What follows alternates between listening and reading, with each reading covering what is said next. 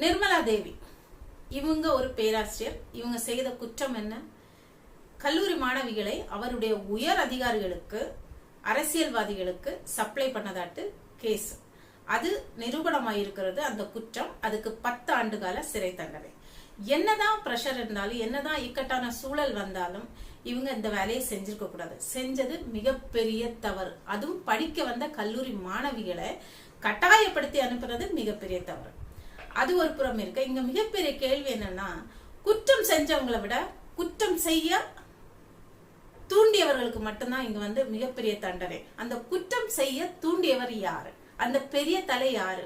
அவர் கட்சி சார்ந்தவரா, இல்ல வேற விதமான தொழில் அதிபரா, இல்ல வேற விதமான வேலையில இருக்கிறாரு, அதிகாரியா? அது ஒண்ணும் தெரியாது.